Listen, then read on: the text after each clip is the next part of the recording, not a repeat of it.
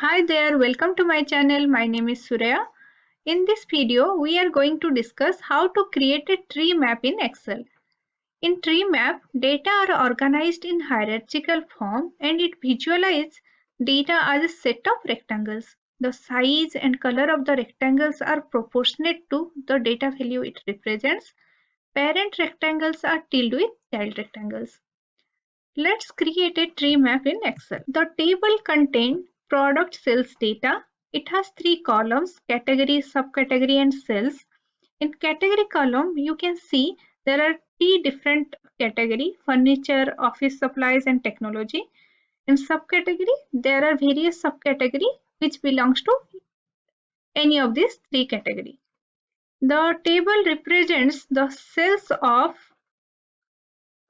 category and subcategory products. Let's create a tree map.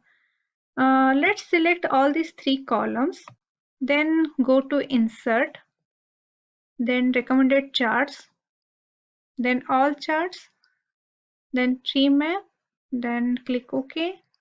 A tree map has been created. Let's increase the size of the chart. Let's change the chart title as product sales. Here you can see there are three different color rectangular boxes are there. The blue color boxes represents the furniture category, orange one represents the office supplies, and the gray one represents the technology.